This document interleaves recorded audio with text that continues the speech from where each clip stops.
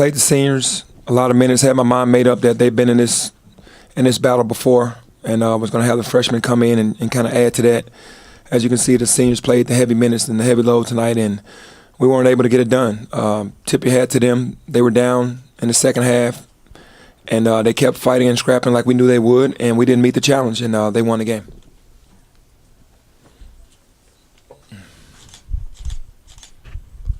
Penny, you mentioned they kept fighting and scrapping, and Mike was in here talking about, a lot of this result came down to just toughness down the stretch.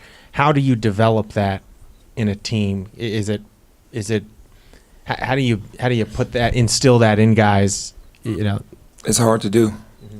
You kind of got to have it in you, and that's a product of what they do. They recruit those guys. I mean, he's been there 13 years. He's kind of found his system and found his rhythm on players. As far as our players, there's no way you can put toughness inside of someone. You know what's going to happen. You know it's going to be a battle. You just have to go out there and battle. Coach, it seemed like once they grabbed the lead, you guys kept getting close into the game, but they always had a response. Do you attribute that to something you guys were doing defensively, or were they just getting responses? No, this team was a number 2 seed in the NCAA tournament last year. They've been winning. They have a winning tradition. They've been going to the NCAA tournament for a while. So this group has learned how to win. They bought into everything that the coach is telling them, and every single second and minute that they're on the floor, they're going all out. So it was going to make it hard on us because we haven't gotten to that level yet as a team, every minute on the floor playing all out. So, when the game got back to a tie game, we needed to execute better. We didn't need to take bad shots. We didn't need to have live ball turnovers, and we needed to get stops, and we just couldn't do it. What was the plan against Jaron Cumborn coming into tonight? Well, we knew he was going to come off baseline screens and pick and roll. We knew pick and roll was going to be the end result. And it was a little disappointing that we played the pick and roll for about a 3-minute span tonight with him. As poorly as we played all night, and that's what really started the run for them. That hurt us. They pushed away with that pick and roll. We were supposed to double team him and make him retreat, which we were doing the entire first half, and it worked. But the second half, the bigs stayed back, which is something that we don't want to do, and you just got to play the pick and roll better. We knew that that's what they're going to go to, their bread and butter, either isolation or pick and roll, and we just didn't play the pick and roll well. Penny, it was right here. It was another game where sort of Jeremiah outscored everybody by a pretty wide margin. Is it even more frustrating when he plays well and you guys still lose? I think you're 1-3 when he scores over 20 points. I mean, it's frustrating just losing. It's just the rhythm of what we have right now. Ever since the Temple game, we came back and played really well against UCF. We had a great game plan and really stuck to that game plan. But the other 4 games, it just seems like we're just stuck in mud everywhere. I don't really know what the mindset of the guys are. They're prepared to go and play, and then when the game starts, things just kind of go a little crazy. So Jeremiah's, he's stepping up and he's playing a lot of minutes. It's too many minutes to me, but we need him on the floor, and the other guys just have to step up.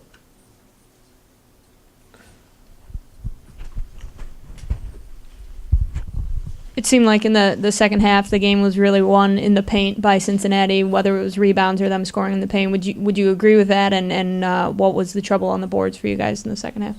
Well, I mean, like I said before, we're not accustomed to going to the glass every single time. We're not accustomed to boxing out every single time. We're not accustomed to just out-scrapping somebody for the full game. That's what they do. We knew exactly what they were going to do. They're going to keep plugging away until you give in. And if every guy on our team wasn't committed to playing every second that they were on the floor the same way that they were, then it was going to be a problem at some point, and it became a problem. Coach, 8 free throws. Is that your team not being aggressive enough? Is that the refs? I saw at one point you asked an official, what do we have to do? Where was your frustration? Yeah, I never say anything to the refs, but when I started talking, then I mean that it's just, we're going, but we just weren't getting the calls at that point. And I just told my guys to keep going. But I think it was a combination of us not really being aggressive enough going to the basket, kind of bailing out. Shot a lot of jumpers.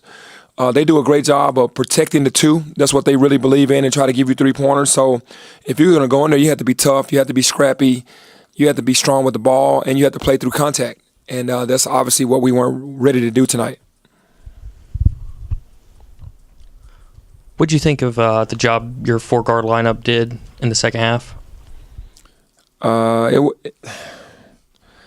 The freshmen, are going to be freshmen. You know, Alex and Tyler and Antoine, those guys, those freshmen, I mean, you hope that they add to what you got going because they're just learning on the fly. But Jeremiah and Kareem, they have to step up every game and be seniors. And we're just not getting enough senior leadership. But as far as our guards, I mean, they didn't play horrible, but they didn't play great.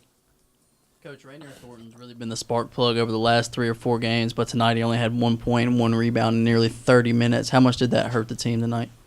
It hurts when Ray doesn't get the rebounds. The points, I mean, that gives us extra possessions, take possessions away from them when he rebounds the basketball, and he knows that we need him to rebound the basketball. So when he plays bad, just like when Keevan plays bad, we're not the same team.